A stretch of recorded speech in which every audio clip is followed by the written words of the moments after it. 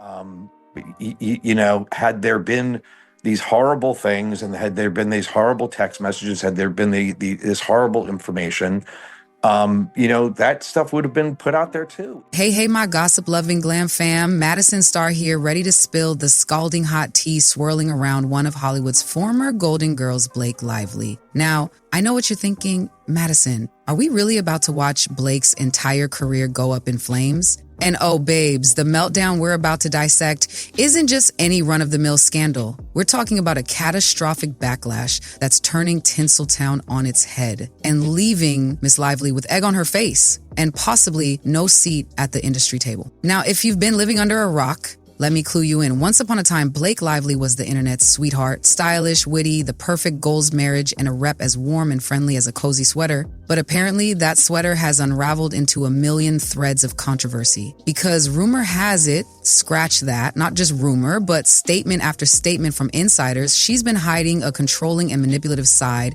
that's left fans, colleagues, and even entire studios in shock. Before we dive into all the delicious details, do me one quick favor. Slam that subscribe button if you live for Tinseltown meltdown coverage, because your girl Madison Starr is about to lay it all out. Hit that like button if you're sipping tea right along with me, ready to see how the mighty have fallen. All right, Glam Squad, buckle up, because this saga is about power plays, alleged on-set tyranny, a meltdown so huge it might make you forget the last Hollywood scandal, and a man at the center of it all, Justin Baldoni, who's come out looking more like a saint than a sinner. First, let's talk about how quickly this meltdown escalated. Just a few months ago, Blake Lively was an all-American darling, a beloved actress, and part of a power couple with Ryan Reynolds that seemed unstoppable. She was adored for her fashion sense, her comedic banter with her husband, and that curated Instagram feed full of picture-perfect moments. Fans ate it up. Directors lined up to cast her. Brands tripped over themselves for endorsements.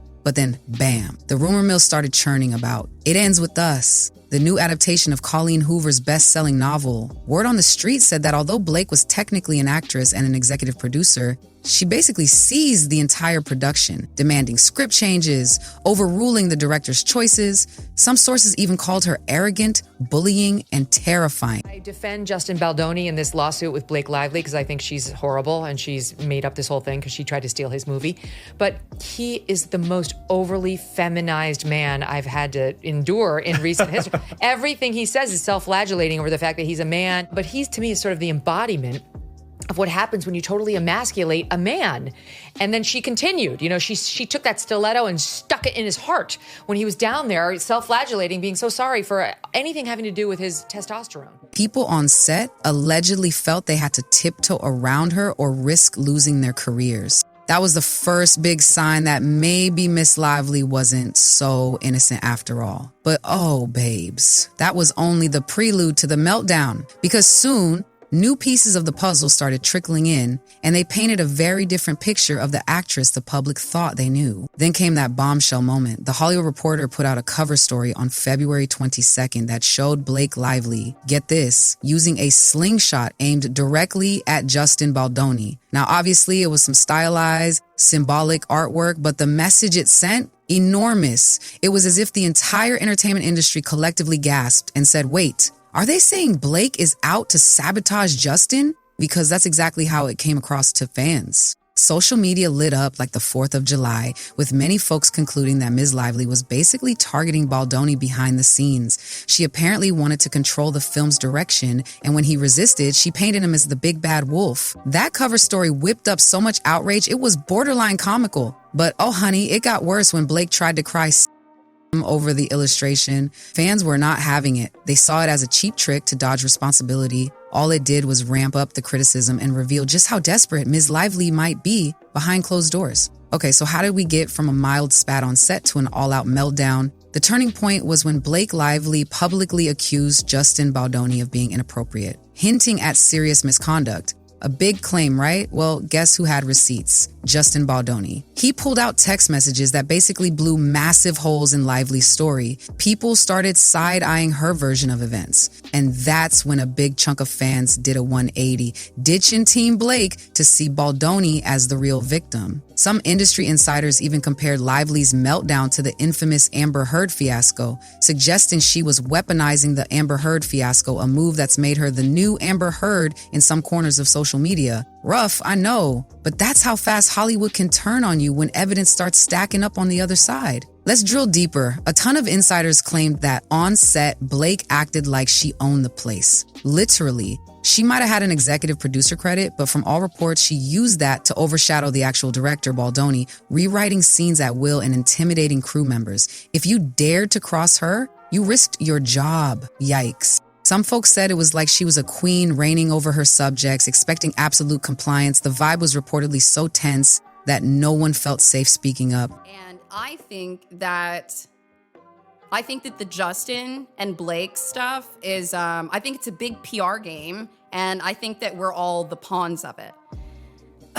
And also that story I gave you, that's one where I've talked to them. I feel comfortable sharing that much. Like, good luck. There's so many different groups out there. Meanwhile, Baldoni, a man known for his calm and empathetic style, particularly given his Baha'i background, was overshadowed in his own project. This was the environment that eventually led to a swirl of rumors about who was truly the bad guy. Let me tell you, the more we hear, the more people are leaning toward Blake is the real villain here. Now let's talk about how Blake tried to manage this meltdown. Spoiler alert, it didn't work. For starters, she and Ryan Reynolds apparently tried to bar Justin from the film's marketing and press tours, effectively making him invisible. But guess what? People noticed. The absence of a co-star/director on a big adaptation triggered red flags, making fans wonder, why are they icing him out? Then, when rumors got too big to ignore, Lively launched an all-out defensive strategy. She cried.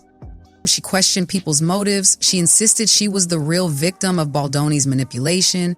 But then came the contradictory text messages and the big revelations that her version of events wasn't lining up. The final straw was that the Hollywood Reporter cover, a literal depiction of her targeting Baldoni that she tried to spin as.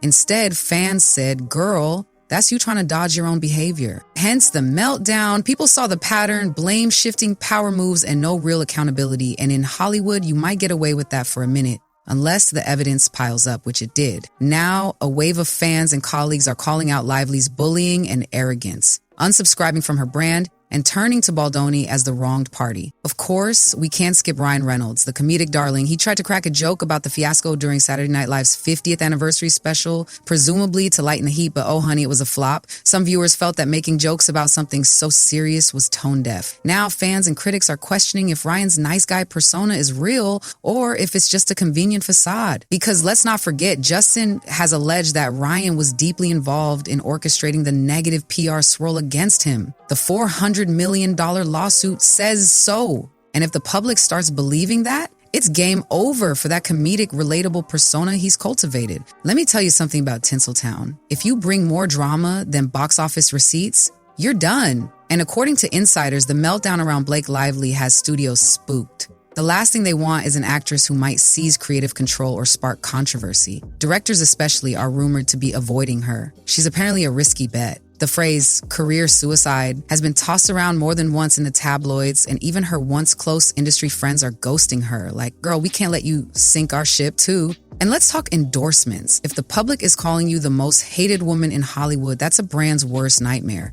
Dear Judge Lyman, as counsel for Wayfarer Studios LLC, Justin Baldoni, Jamie Heath, Steve Sarowitz, It Ends With Us Movie LLC, Melissa Nathan, the Agency Group PR LLC, and Jennifer Abel, collectively the Wayfarer parties, we write to advise the court of an issue that the Wayfarer parties wish to address at the upcoming conference on Monday, February 3rd, 2025. We've seen stars come back from scandal, but not often from accusations of bullying, manipulation, and lying about serious issues. So we might be witnessing the end of Blake's brand deals, cameo opportunities, you name it. The meltdown could be that final straw that pushes the industry to say, no thanks. Oh, the Schadenfreude. Yes, babes. A big sign of the meltdown is in black and white. Blake's social media numbers are plummeting while Justin Baldoni's are skyrocketing. In the grand scheme, it might seem trivial, but in Hollywood, follower counts are currency. They show who's got the public's trust, who's got influence. And right now, the scoreboard is not in Blake's favor. Meanwhile, the calm, collected Baldoni is stepping into a new role as the underdog champion. Fans see him as the man who withstood attempts to shut him out and is still gracious. His quiet posture in the face of Lively's alleged personal attacks, people are eating that up. They respect that he didn't engage in a mudslinging war, but let the facts speak. The contrast is glaring. Lively's rumored meltdown versus Baldoni's zen-like approach. And guess which side the public finds more credible? Let's not forget that Taylor Swift is typically quick to defend her close friends, so why has she been silent about this fiasco involving her bestie, Miss Lively? Social media is at Twitter with speculation. Some say Swift wants no part of a sinking ship.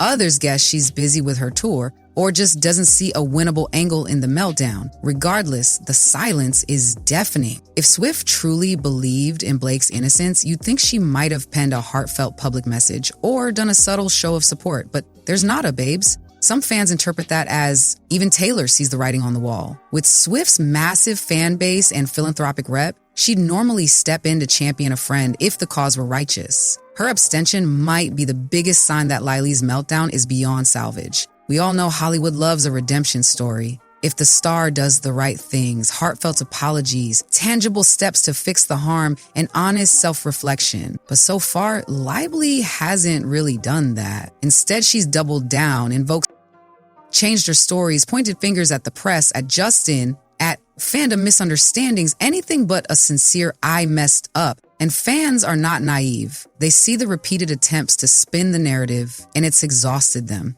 Many say her best shot at a comeback is to fully own her mistakes, admit the controlling on-set behavior, the overshadowing tactics, the false allegations, if that's indeed what they were. He and 9 other plaintiffs, including his publicists, have brought a $250 million lawsuit against the New York Times, essentially alleging them of libel and false light invasion of privacy. So Justin Baldoni's lawyer, Brian Friedman, he told BBC's partner CBS that the newspaper aided and abetted a smear campaign designed to revitalise Lively's floundering.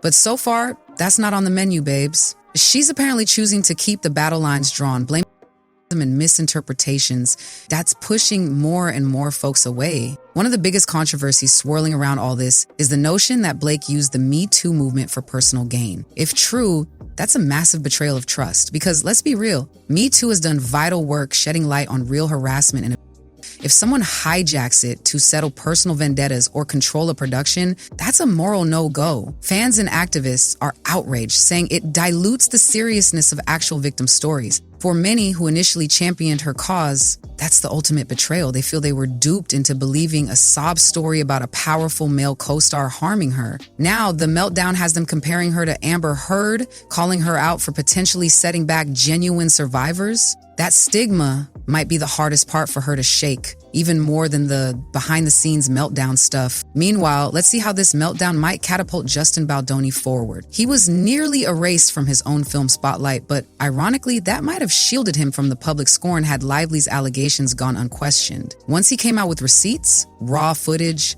unedited texts, calm statements, people flocked to his side. Many now see him as a stand-up guy who withstood a hidden campaign to sabotage him. And in Hollywood, that underdog storyline is gold. Studios are noticing that he kept a level head under enormous pressure, never stooped to personal cheap shots, and let the evidence speak. That's reliability. In an industry that thrives on stable, drama-free sets, I wouldn't be surprised if Baldoni's phone is ringing off the hook for new directorial or acting gigs. He's proven he can handle crisis, which ironically might make him more in demand than ever. Now, I'd be remiss if I didn't circle back to Ryan Reynolds. The meltdown might have ripple effects for him too. If he's perceived as complicit, like he used jokes to downplay serious allegations or helped orchestrate the rumored blacklisting of Baldoni, some fans might turn on him. Brands and studios might second-guess casting him if they suspect this fiasco tarnishes his comedic, family-friendly brand. Because comedic star or not, no one is immune to public disfavor if they're seen as an enabler for a meltdown of this magnitude. He might try to salvage his image by publicly distancing from the scandal, or by addressing it head on in a serious manner. But so far, all we've seen are half-baked jokes that people say miss the mark. That approach only intensifies the sense that he's not taking it seriously, further damaging both his and Blake's reputations. Person who wrote to me said that they worked on the set of It Ends With Us, okay?